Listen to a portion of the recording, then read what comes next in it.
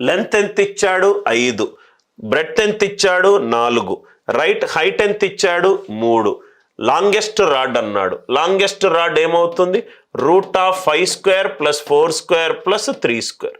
So root of 5 square plus 4 square plus 3 square అంటే 5 square, అంటే root of 50. Route 50 అంటే ఎంత అవుతుంది 5 root square root of 50 value ఎంత అవుతుంది 5 root 2. Root of 5 square plus 4 square plus 3 square. 4 square plus 3 square ఎంత 5 square. Root of 5 square plus 5 square. Easy question.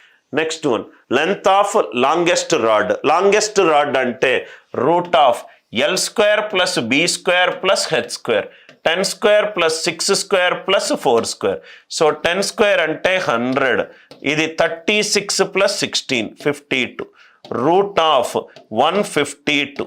Route of 152. ఈ 2 గనక లోపలికి పోతే రూట్ ఆఫ్ 38 ఇంటూ 4 అంటే ఫస్ట్ వన్నే answer. Root of L square plus B square plus H square. Root of 10 square plus 6 square plus 4 square. 10 square 100, 6 square 36, 4 square 16, 36 plus 16 52. 100 plus 52 ఎంత 152. Root of 152. నేను ఇది 4 into 38 తీసుకుంటే రూట్ 4 ఏమవుతుంది 2. 2 బయటికి వెళ్తే 2 route 38 అవుతుంది. Next one, length of the longest rod. ఈ longest rod చాలా important sir. Route of 10 square plus 10 square plus 5 square. So కాబట్టి ఇది ఎంత అవుతుంది రూట్ ఆఫ్ 100 ప్లస్ 25 అంటే ఇది root of 225. Root of 225 value ఎంత 15. రూట్ ఆఫ్ 225 వాల్యూ ఎంత 15. Length of longest rod root of L square plus B square plus H square. Maximum length of a pencil. Maximum length of a pencil అన్నా, longest rod అన్నా, longest తీగ అన్నా same concept. 8 square plus 6 square plus 2 square. 8 square 64 ప్లస్ 36 100 plus 4 root of 104. అంటే ఇది ఎంత అవుతుంది 4 into 4 2s are 8 26 2 root 26. Answer for this question is 2 root 26. Answer for this question is 2 root 26. 2 root 26. Longest rod అనేది చాలా important concept sir, చాలా important concept. Next one, length of the diagonal of A cube.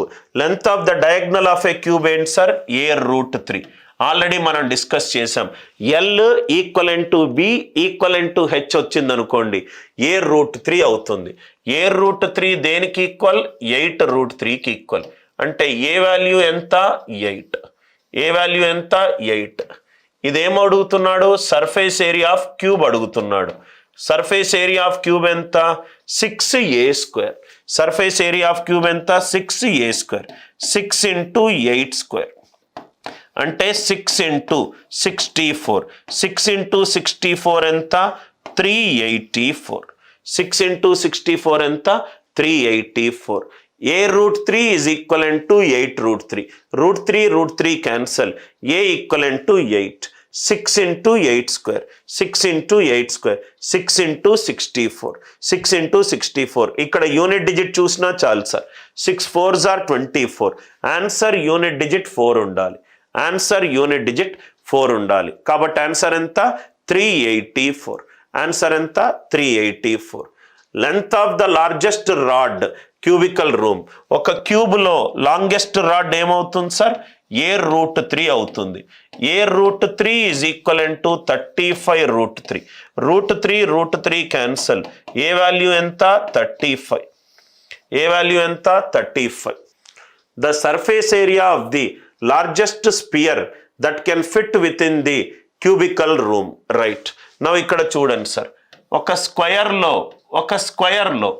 ఒక చతురస్రంలో right ఒక వృత్తం పెట్టాలి అని అంటే దాని కాన్సెప్ట్ ఏంటి sir large surface area of the largest sphere that fit within the cubical room. So ఒక వృత్తములో ఒక స్పియర్ పెట్టాలి అని అంటే కండిషన్ ఏంటి సార్? ఒక వృత్తం పెట్టాలి అని అంటే దీని యొక్క సైడ్ దీని యొక్క వ్యాసంతో సమానం కావాలి. Diameter is equivalent to diameter of circle is equivalent to right, diameter of is equivalent to side of the square is equivalent to side of the square. Same అదే కండిషన్లో ఒక క్యూబ్లో నేను ఒక వృత్తం పెట్టాలి అని అంటే సేమ్ అదే కండిషన్ ఎగ్జిక్యూట్ చేయండి. క్యూబాయిడ్ లోపట ఇంకో కండిషన్ కూడా ఉంది సార్. ఒక స్పియర్ లోపట ఇది కనుక ఉందనుకోండి, సర్కిల్ లోపట చతురస్రం పెట్టాలనుకుంటే కండిషన్ ఏంటి sir? Diagonal of square is equivalent to diameter of the circle. ఇది చిన్న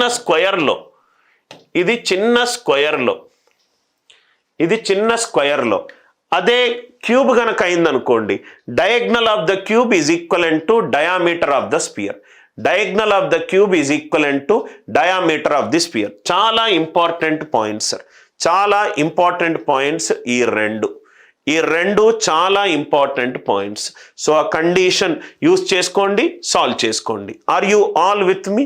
రైట్, ఈ కాన్సెప్ట్ అందరికీ అర్థమైంది కదా సార్?